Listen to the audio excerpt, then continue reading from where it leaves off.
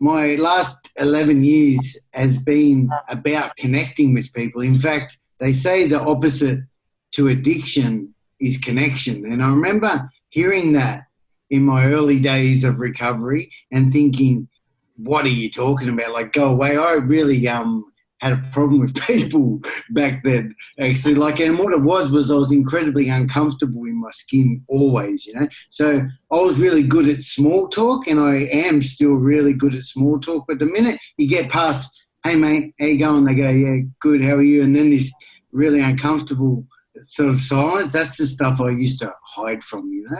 But anyway, my point is that I feel incredibly lucky that I've been practicing communication for the past, say, 10 years, going back a year ago. And I learned that LinkedIn loves video, you know. That's the best way to connect with your audience.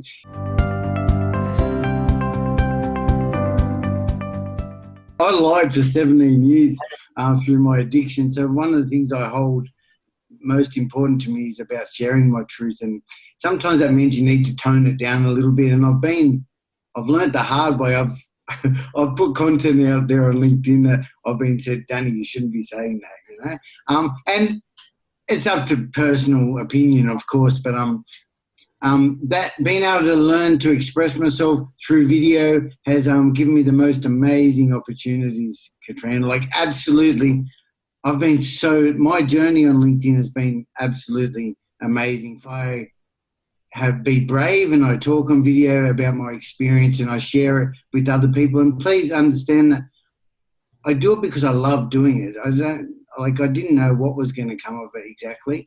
And obviously Encapsulator, my business, kick-started me into doing that stuff. So, yeah, I think LinkedIn is amazing. I love LinkedIn. I love using the audio feature, the video feature. And if anyone isn't using that stuff, you're missing out, because that's how you share your honesty and your authenticity.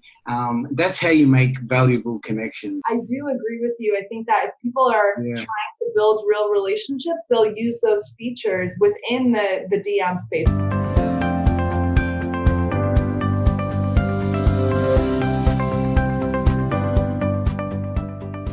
Can you tell me a little bit about Encapsulator, where it came from, and what drives you to doing that every day?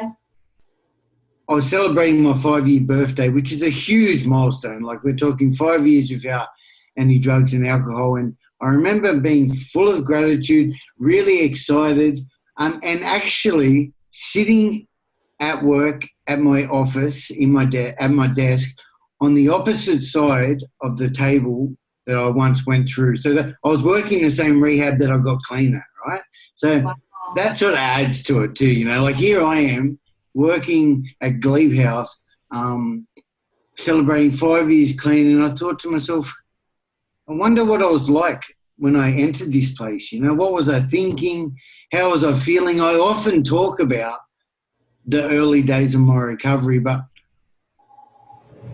we forget what, you know, I love to remember the good times and I forget about the bad times. You know, it's a human trait. Or, I mean, it can go sometimes the other way around too, and people suffer from a lack of gratitude. We like to focus on the negatives and forget about the good times. But either way, our memory sort of fades over time. We don't actually recall experiences as they were. Apparently, we recall the last time we thought of an experience. So as time goes on, that memory fades. And anyway, I thought, I wonder what it would be like if I recorded a video message to myself for my 10-year milestone.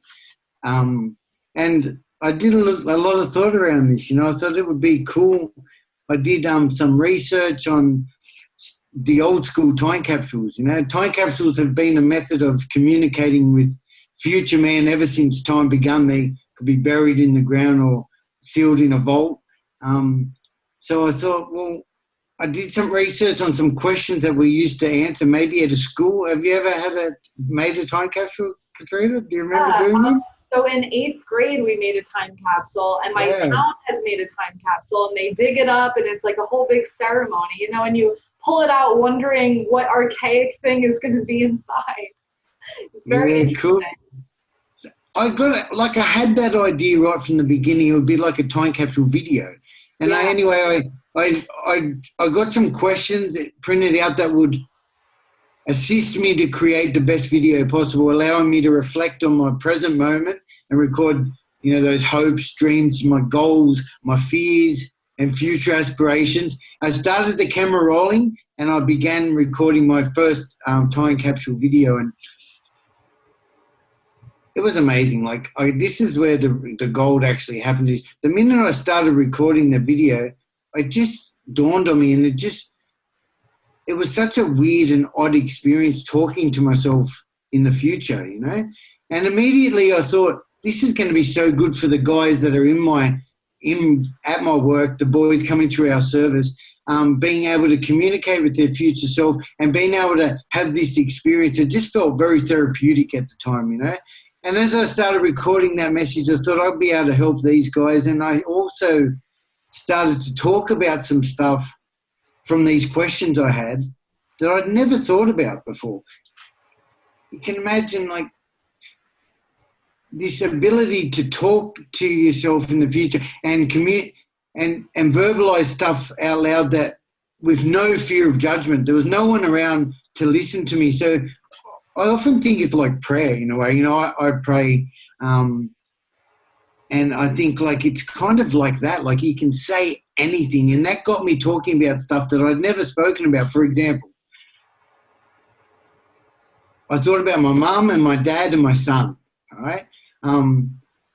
At this time, at 5 years clean, I still didn't have the best relationship. I'd hurt my family a lot, obviously, through my addiction, and the relationships were hard they take time. And not only that, I was incredibly selfish for the first 5 years of my recovery too. So it was all about me, which that's just the process, right? But one of the things I thought was, first of all, I hope that I'm alive in 5 years' time to watch this, because also the past 10 years I've lost tens and tens of people through overdoses and suicide.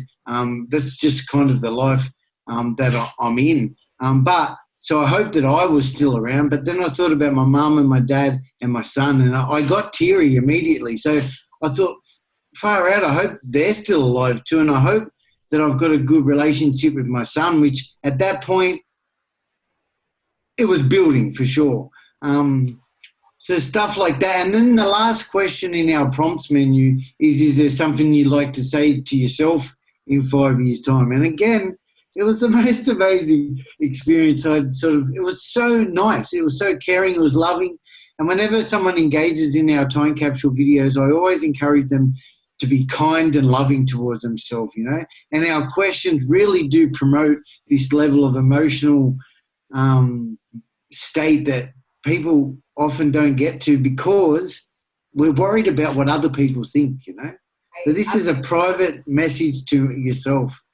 So, yeah, that's how it started, Katrina. And as it happens, 5 years later, I did watch my video. And in that time, I've captured over 150 of our client videos. And the feedback has just been absolutely amazing. People talking about talking about stuff that they've never spoken about is such an honour that we've been able to provide that. And we've developed it into a web platform providing digital time capsules, allowing individuals to reflect on your present moment and record your hopes, dreams, goals, and future aspirations into our secure time-locked vault to be discovered at a date that you choose in the future for yourself and for your loved ones, if you choose to share it like that.